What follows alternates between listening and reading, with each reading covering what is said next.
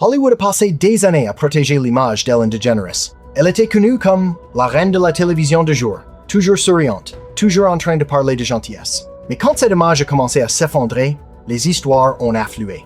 Aujourd'hui, Rob Schneider dit exactement ce qu'il pense. Megyn Kelly ne se retient pas non plus, et ensemble, ils ramènent d'anciennes accusations sous les projecteurs. Rob a même eu un message personnel pour Ellen qui a surpris beaucoup de monde. Analysant tout ce qui s'est passé, lors d'une apparition dans l'émission de Megyn Kelly, Rob Schneider n'a pas mâché ses mots.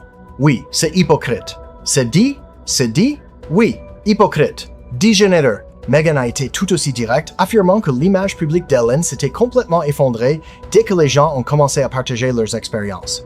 Un moment dont ils ont parlé est la désormais célèbre interview d'Ellen avec Dakota Johnson. Pendant l'interview, Ellen a plaisanté en disant que Dakota ne l'avait pas invitée à une fête d'anniversaire, mais Dakota a immédiatement rétorqué qu'elle l'avait bel et bien invitée. L'échange gênant est devenu viral, et soudain les gens ont commencé à regarder Ellen différemment. Ce qui devait être un moment drôle s'est transformé en l'un des clips les plus viraux de sa carrière. Oui.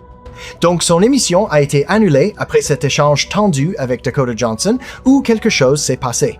Dakota a dit « Oh, j'ai eu cette fête d'anniversaire ». Et Ellen a répondu « Pourquoi tu ne m'as pas invité? Tu ne m'as pas invité. » Et Dakota a dit « Non, je t'ai invité, Ellen. Ce n'est pas ce qui s'est passé. » Ellen l'avait ignoré et avait ensuite essayé de jouer la victime sur le plateau.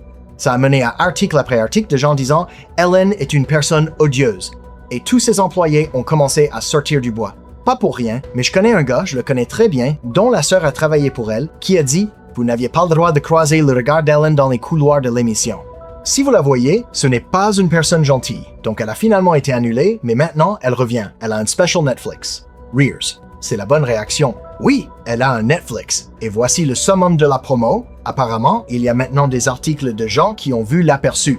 Elle joue la victime et dit « Pauvre de moi ». Et elle a même le culot de dire qu'elle a été chassée d'Hollywood. Après ça, d'autres histoires ont fait la une.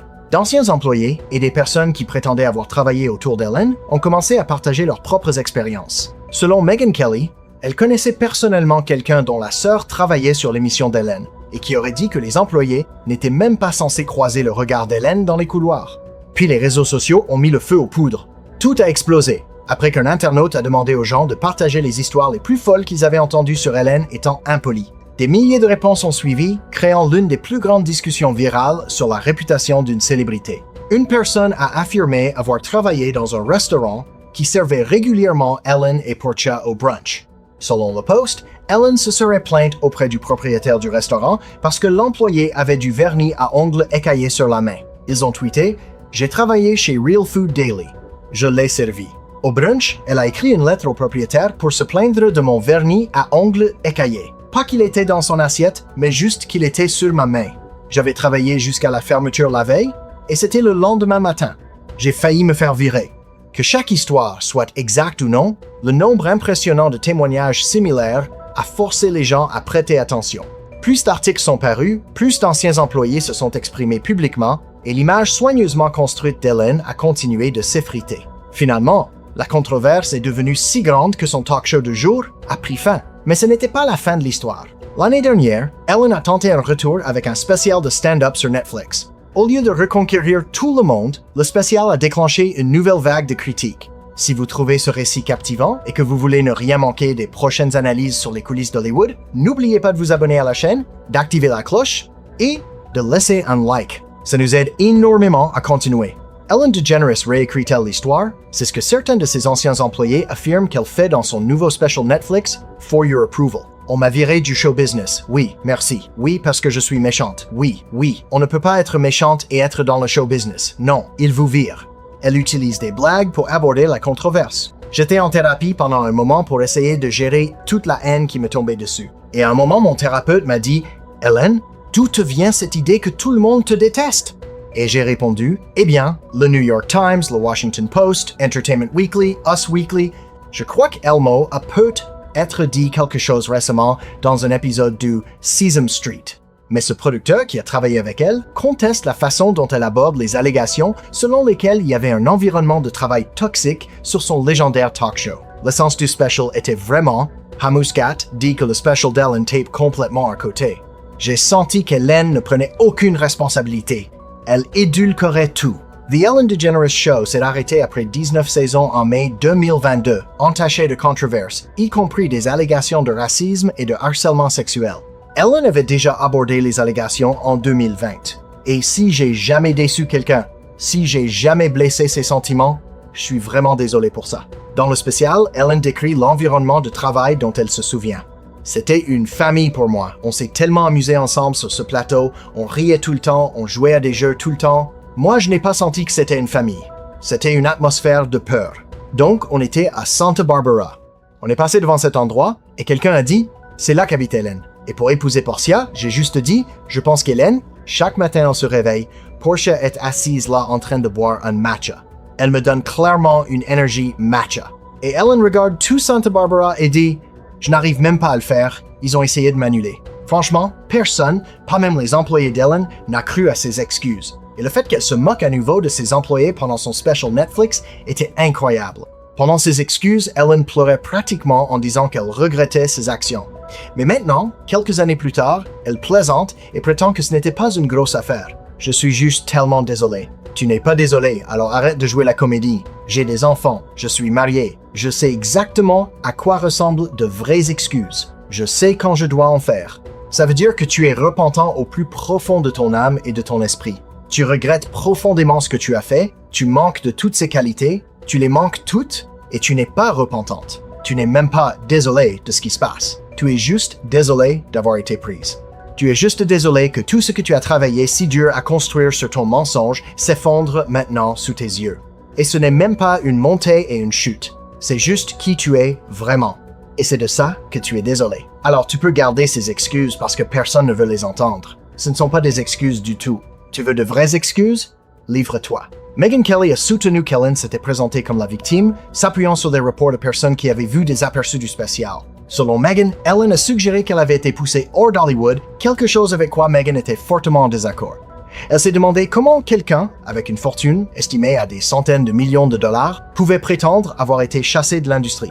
Megyn a aussi critiqué ce qu'elle voyait comme les commentaires d'Ellen sur les doubles standards auxquels font face les femmes à succès, arguant que la richesse et le mode de vie d'Ellen rendaient ses plaintes difficiles à comprendre pour beaucoup de téléspectateurs. Et elle a même le culot de dire qu'elle a été chassée d'Hollywood. Cette personne avec 100 millions de dollars dans sa poche. 450 millions selon Forbes. C'est une estimation basse parce que... Donc maintenant elle est là dehors en disant « On m'a chassée d'Hollywood ». Elle se plaindrait même apparemment de à quel point c'est dur pour les femmes en Amérique, avec les doubles standards. Regardez Oprah. À quel point c'est dur pour elle. Ah, elle a quoi? Genre 10 maisons, Ellen DeGeneres Obama. Regardez à quel point c'est dur pour les femmes en Amérique. Elle souffre. Ils vont la laisser revenir Rob parce qu'elle est lesbienne. Elle est de gauche. Et elle n'a touché à aucune de leurs vaches sacrées. La méchanceté, c'est leur pain quotidien. Rears. Eh bien, je pense que tout le monde... je dirais que le ressentiment, je pense que tout le monde devrait avoir une chance de réconciliation. Je ne pense pas que Jésus ait exempté qui que ce soit. Et donc, même si, parce que j'ai été autorisé à revenir, mais je ne nourris aucune rancune ni ressentiment. C'est très important. Et je dirais juste pour Ellen, le ressentiment, il faut savoir le dépasser pour n'importe quelle addiction ou qualité addictive. Il faut traiter le ressentiment et l'affronter, sinon on retombe dans le même schéma. Et je pense aussi que de toutes les personnes sur Terre qui devraient avoir de la pitié pour elles-mêmes, Ellen DeGeneres ne devrait pas être sur la liste. Elle devrait au moins, tu sais, mais faire de vraies excuses et le faire, y a pas d'excuses. C'est juste pauvre de moi. On m'a chassé d'Hollywood alors qu'elle parle depuis cette scène grandiose sur Netflix. Bonjour! Tu n'as pas été annulé si tu fais un special Netflix. Elle a eu 20 millions pour celui d'avant, je suis sûr qu'elle va bien, je suis sûr qu'elle va bien. Les reports estiment la fortune d'Ellen à environ un demi-milliard de dollars. Et elle est devenue bien connue pour acheter, rénover et vendre des maisons de luxe valant des millions. Mais selon Megyn, le plus gros problème n'était pas le succès d'Ellen. C'était qu'elle croyait qu'Ellen n'avait jamais vraiment accepté sa responsabilité. Quand la controverse sur le lieu de travail a éclaté pour la première fois, Ellen a dit qu'elle n'était pas au courant de tout ce qui se passait en coulisses sur son émission. Les critiques, cependant, ont argué que cette explication n'était pas convaincante parce que des plaintes similaires avaient fait surface pendant de nombreuses années de la part de multiples employés et invités. Comment l'Ellen qu'on voit à la télé se compare-t-elle à l'Ellen que vous avez vue quand les caméras s'arrêtaient de tourner? Totalement différente. Elle ne parlait au public que quand les caméras tournaient. Dès qu'elle s'éteignait, elle n'adressait même pas un regard au public. Elle restait juste assise sur le canapé. Même quand elle sortait, elle disait juste ce qu'elle avait à dire à la caméra et s'en allait. Dana est apparue dans le segment Make It Rain, où les invités peuvent être arrosés d'argent ou d'eau après avoir répondu à des questions de culture générale. Trempée et frissonnante, Dana dit qu'elle a été traitée horriblement par les producteurs ensuite. Ils nous ont dit qu'ils allaient nous donner des vêtements secs pour nous changer, donc ils nous ont fait attendre dans un couloir près des toilettes. Et c'est presque comme s'ils nous avaient oubliés parce qu'on a attendu là pendant une bonne 45 minutes. Un incident horrifiant a même impliqué l'une des plus grandes chanteuses au monde, Mariah Carey. En 2008, Mariah est apparue dans l'émission d'Ellen alors qu'elle était enceinte, mais elle ne l'avait pas encore annoncé publiquement. Pendant l'interview, Ellen a essayé à plusieurs reprises de faire confirmer à Mariah sa grossesse en direct à la télévision. À un moment, elle lui a même proposé un verre, suggérant que si Mariah le refusait, tout le monde saurait qu'elle attendait un enfant. Mariah avait l'air visiblement mal à l'aise et a essayé à plusieurs reprises de changer de sujet. Vous et moi savons maintenant que Marie-Hélène n'est pas aussi gentille qu'elle le montrait à la télé. Maintenant, l'interview la plus gênante, inconfortable et borderline non éthique qu'Ellen ait faite doit être celle avec Mariah Carey. Mariah Carey était dans The Ellen DeGeneres Show en 2008. Et Ellen a évidemment dû forcer et ramener les rumeurs de grossesse qui circulaient à l'époque. Elle n'a pas juste fait ça. Pour forcer une réponse, elle l'a fait boire du champagne en direct à la télé. Et puis l'autre chose, c'est que les gens disent que tu es enceinte. Il y a des rumeurs. On n'en discute pas. D'accord. Eh bien, tu n'as pas... Mariah ne voulait pas annoncer qu'elle était enceinte encore parce qu'elle avait un historique de fausses couches et que c'était beaucoup trop tôt. Peu de temps après l'interview, Mariah a fait une fausse couche. Elle en parle longuement dans des interviews de 2020 et dans son livre qui est sorti, mais c'est honnêtement une chose très mauvaise pour quelqu'un comme Ellen de faire avec sa plateforme. Et Mariah ramène continuellement à quel point ce moment l'a mise mal à l'aise. Que ce soit du vrai champagne ou non, n'a pas vraiment d'importance. C'est le fait qu'elle l'a forcé à répondre en direct à la télé. Puis, Rob Schneider a donné son avis sur la situation. Il a convenu qu'Ellen avait essayé de manipuler la situation pour devenir la victime. Eh bien, je pense que... Je veux dire, il n'y a certainement pas de manque de... Je ne sens aucune humilité. Non. Là-dedans, non. Et personne ne se soucie qu'elle s'occupe maintenant de poules. C'est comme... D'accord, tu es juste une personne normale à 450 millions de dollars. Et au fait, je te garantis qu'elle, qui s'occupe de ses poules, je garantis... Quoi? Tu garantis quoi? Elle vaut beaucoup plus que 450 millions de dollars. Son art seul, et comme ces animateurs de talk show, son art démoniaque seul, c'est juste... C'est trop. Je ne supporte pas ces célébrités riches qui veulent qu'on ait de la pitié pour elles. On n'en a pas, hein? C'est comme tous ceux, tu as vu Julia Roberts dans le special Oprah avec Kamala Harris, comme... La chose, c'est que ça semble être un schéma avec Ellen. Elle prétend que tout va bien jusqu'à ce qu'elle soit exposée, ou elle prétend alors être la victime. Prends sa carrière précoce et sa relation avec Anne Heche, par exemple. À l'époque, Ellen a ouvertement admis qu'elle luttait. Dans des interviews, elle s'est décrite comme déprimée, fauchée et professionnellement mise sur liste noire. Beaucoup croyaient qu'Hollywood lui avait tourné le dos après qu'elle a pris la décision historique de faire son coming out publiquement. C'était une période difficile dans sa vie. À peu près au même moment, sa relation avec l'actrice Anne Heche a aussi pris fin. Les deux avaient fréquenté de 1997 à 2000 et au début, les deux avaient décrit la rupture comme amicale. Mais des années plus tard, Anne a raconté une histoire très différente. On passe à une prochaine étape, j'espère, et j'espère que j'ai un peu plus d'intelligence. Je sais que j'en ai autour de ça parce que je l'ai étudié pour pouvoir communiquer un peu mieux sur ce qui s'est passé il y a 20 ans et le fait que ça nous a pris 20 ans pour être à un point où on peut à nouveau écouter la vérité. Et Ellen va bien. Elle peut s'asseoir sur son tas d'argent. J'espère que tu aimes ton argent parce que c'est pour ça que j'ai rompu avec toi. Tu aimes t'asseoir sur tes tas de cash. Parce que devine quoi? Ça te mène exactement où tu es. Et au fait, bébé, et c'est ce que tu voulais alors, et j'espère que tu l'aimes maintenant. Santé. Tu as rompu avec elle parce qu'elle avait beaucoup d'argent, ou tu as rompu avec elle parce que... J'ai rompu avec elle parce que son but était d'avoir beaucoup d'argent, et le mien était de trouver l'amour, et le sien était « je veux 60 milliards ». Bien, bonne chance. Nos fourches ne se rencontreront jamais. Plus on restera ensemble, plus on s'éloignera. Elle ne vivait pas dans cette bonté aimante. Elle ne le faisait pas. Et mais tu sais, mais toi et moi, on... de vengeance beaucoup. Tu sais, il y a une chose dont je me souviens. Il y a un petit détail pour lequel j'ai un sentiment de vouloir un petit peu de... Je suppose que le seul mot est vengeance. Je sens que tu as été tellement lésé. Et maintenant de savoir que tu continues à être lésé. Ça me chauffe un peu et Et surtout, regarde quand tu regardes quelqu'un comme Ellen qui est littéralement assise sur un tas de 60 milliards et qui pourrait nourrir des pays, n'est-ce pas? Et puis toi, mais tu as une Porsche? Je veux dire, tu ne souffres pas. Elle a affirmé qu'Ellen avait été extrêmement contrôlante tout au long de leur relation. Anne a aussi allégué qu'après leur séparation, Ellen avait utilisé son influence à Hollywood pour nuire à sa carrière en rendant plus difficile pour elle d'obtenir des rôles d'actrice et d'autres opportunités. La peur a une très grande force. Elle n'est pas aussi grande que l'amour évidemment, mais je veux dire, tu as taquiné à ce sujet avant, mais que j'étais l'original annulé et que je vais être l'original désannulé. Je suis désannulé aujourd'hui, j'en ai fini avec ça, voici ce que je dis, au revoir, attention, tu es... Donc, on a officiellement désannulé Anne Heche. Je suis désannulé, les gens. Maintenant qu'on en parle, je suppose que la vérité est... D'accord. Eh bien, quelle est la vérité? Parce que je... Allons-y, je suppose? Allons-y? D'accord. Pose-moi une question et je répondrai. J'ai attendu 20 ans pour dire ma vérité. Personne ne savait que ce serait aujourd'hui, mais parfois on le sent juste et on y va, et le moment est bon, et on a gardé quelque chose assez longtemps pour qu'il soit temps d'en parler. Oui. Et l'autre dominateur est avec ces gens apparemment. Donc je sais, d'après ce que j'ai lu, qu'Ellen a toujours dit qu'elle n'avait aucune idée pourquoi tu as mis fin avec elle. Peux-tu répondre à cette question une fois pour toutes? Quoi? D'accord. Je suis désolé. Est-ce que j'ai une allergie? D'accord, fine. Laissons nos téléspectateurs savoir. Eh bien, d'abord, j'ai écrit un livre sur certaines des vérités et le second sortira sous peu. Le fait est que si quelqu'un choisit de regarder la vérité, les signes et les raisons de leur arrivée, après l'annulation de l'émission d'Ellen, plus d'allégations ont fait surface, non seulement impliquant Ellen, mais aussi plusieurs des principaux dirigeants de l'émission.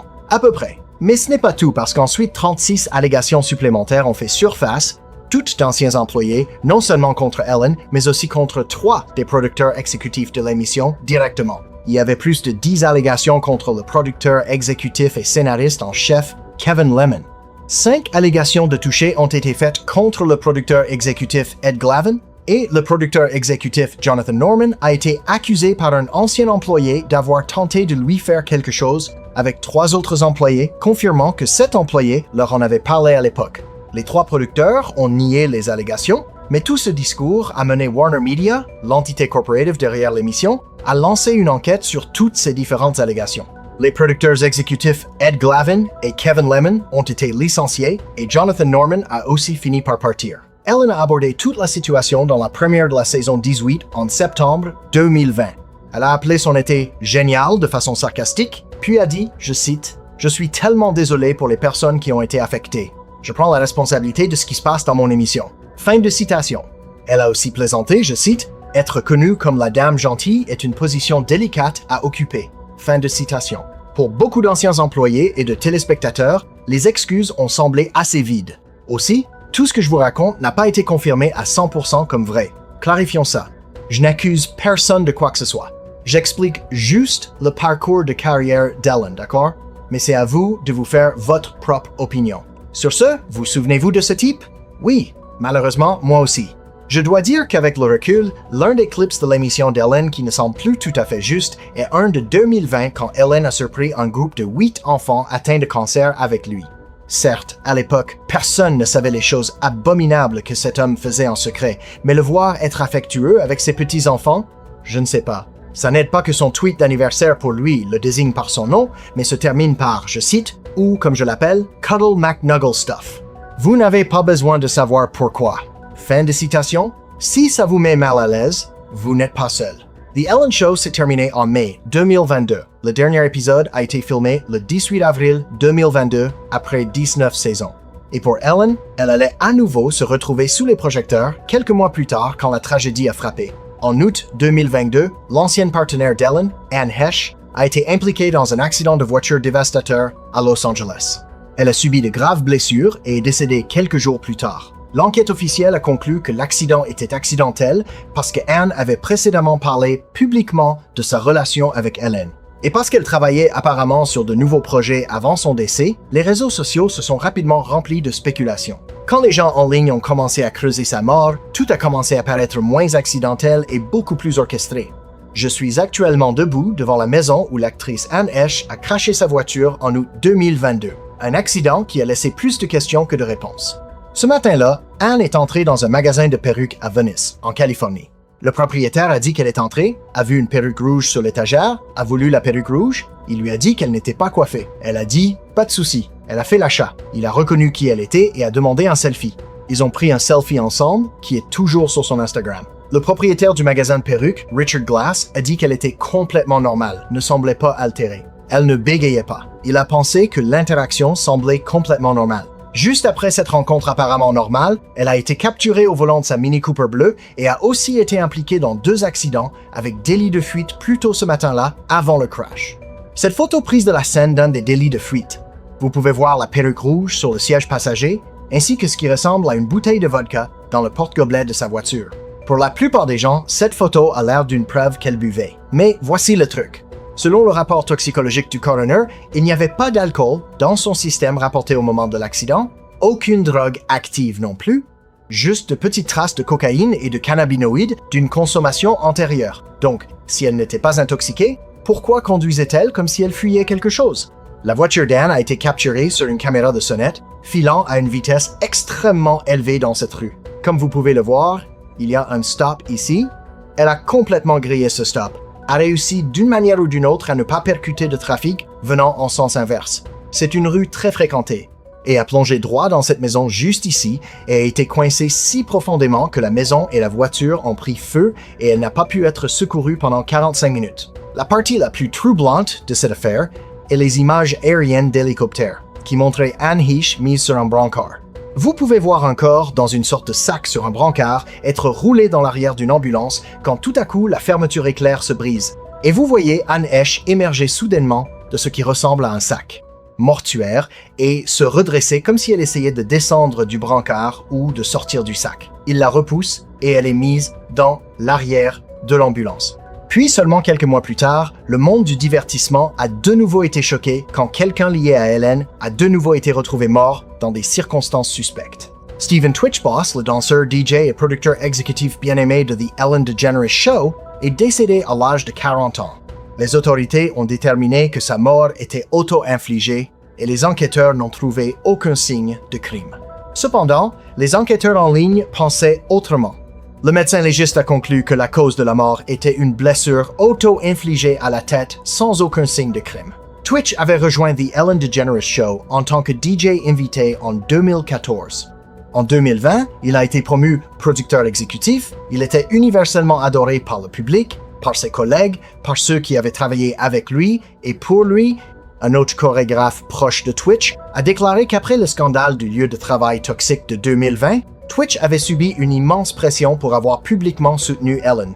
Citation, « Les gens le regardaient comme « Pourquoi tu continues à soutenir cette femme ?» Fin de citation. Il a déclaré qu'il croyait que la santé mentale de Twitch s'était considérablement détériorée dans la période suivant le scandale. Donc il y avait des gens qui le connaissaient qui avaient remarqué un changement dans son comportement. Mais de l'autre côté de cet argument, quand il est décédé, sa femme n'a reçu que la moitié de son héritage parce que Twitch n'avait pas de testament, ce qui est incroyablement étrange selon l'opinion de beaucoup de gens. Ellen a publié une déclaration, citation, « J'ai le cœur brisé. Twitch était pur amour et lumière. Il était de la famille et je l'aimais de tout mon cœur. Il va me manquer. » Fin de citation. Internet n'a pas été satisfait de ça, et les gens sur Internet ont de nouveau commencé à spéculer. Donc il n'y a aucune preuve crédible que le décès de Twitch était autre chose que ce que les enquêteurs officiels ont conclu. Et vous savez que je ne vais rien vous dire d'autre que la vérité et les conclusions réelles. Mais j'ai juste pensé qu'il était important de le mentionner parce qu'en 2022 et jusqu'à aujourd'hui, une portion significative d'Internet refuse d'accepter que le décès de Twitch était le résultat de son choix. Quant à Ellen elle-même, elle s'est largement retirée d'Hollywood après que la vérité est sortie. Fin 2024, elle et Portia de Rossi se sont installés au Royaume-Uni, choisissant une vie beaucoup plus calme, loin des projecteurs. Des reports ont aussi lié le couple à des achats de propriétés de luxe en Californie, bien que ceci ait été décrit comme des séjours temporaires, pendant qu'ils continuent de vivre principalement à l'étranger. Selon Deadline, la sexagénaire de 68 ans devrait revenir en tant que voix de Dory dans un tout nouveau court-métrage Finding Nemo. Maintenant, si ces reports sont exacts, il semble que Dory pourrait être le rôle qui ramène Ellen à Hollywood. La grande question est de savoir si le public est prêt à la réaccueillir ou si la controverse qui a mis fin à son règne à la télévision de jour continuera de la suivre ou qu'elle aille ensuite. Abonnez-vous si vous avez aimé cette vidéo et on se retrouve dans la prochaine.